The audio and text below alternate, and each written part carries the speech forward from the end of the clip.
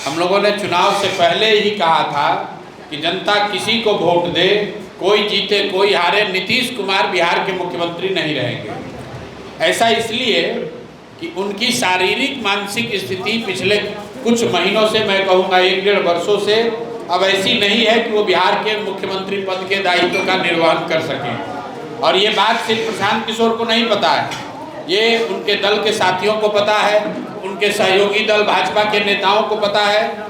लेकिन बिहार के लोगों के आंख में, मतदाताओं के आंख में धूल झोंकने के लिए उन लोगों ने कहा 25 से 30 फिर से नीतीश। तो भाई नीतीश कुमार से वादा कराया गया, अब नीतीश कुमार को यहाँ से राज्यसभा भेजा गया है। क्यों भेजा गया है? जिस नेता को 202 विधायक का समर्थन हासिल रहेगा वो मुख्यमंत्री का पद छोड़कर राज्यसभा में क्यों जाएंगे? वो ऐसा इसलिए है कि ये 202 का जो समर्थन है, बहुमत है, ये जनता में लोकप्रियता का बहुमत नहीं है, ये मैन्युफैक्चर्ड बहुमत है, खरीदा हुआ बहुमत है, जो बिहार की जनता के पैसे से 10-10 हज़ार रुपया देकर वोट खरीदा गया।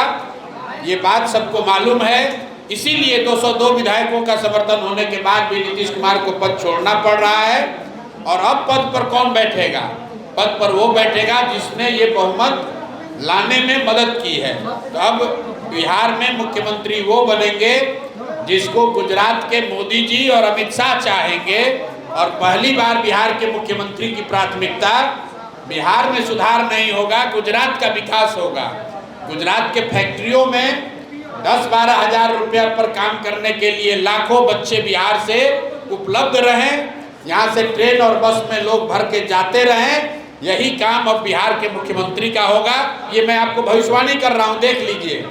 आपकी चिंता है कि कौन बनेगा, मैं कह रहा हूँ कि व्यक्ति के तौर पर कोई भी बने, उसकी चाबी, उसका रिमोट कंट्रोल मोदी जी के पास होगा, अमित शाह जी के पास होगा।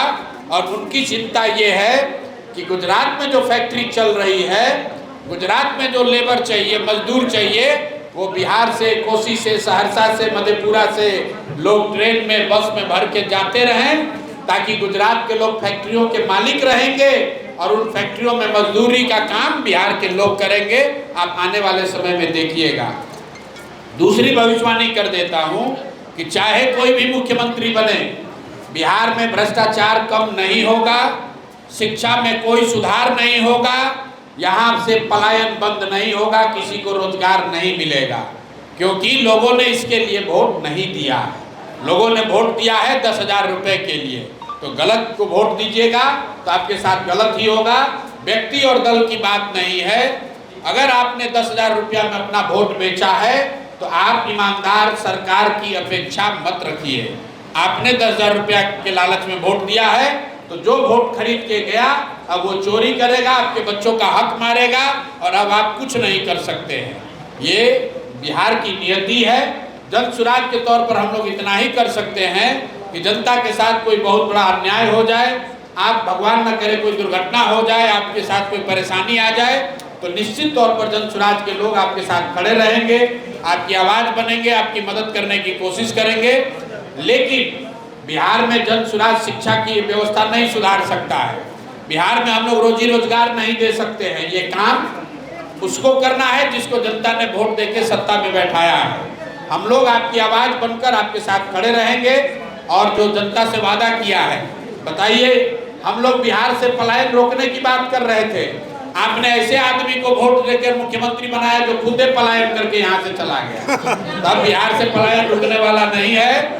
ये आपके बच्चों के लिए दुखद बात है। लेकिन जिन महिलाओं ने 10 हज़ार रुपया लेकर वोट दिया, अब वो चिंता करें कि उनके बच्चों का चेहरा, उनके पति का चेहरा अब छठ के छठ ही देखने को मिलेगा। उनको ये सुकून, ये सुविधा नहीं होगी कि उनके घर के बच्चे उनके साथ रहें, बिहार में ही रोजी रोजगार हो। ये अब नहीं होने वाला है, क्योंकि आपने 10 हज़ार में अपना वोट बेच दिया है।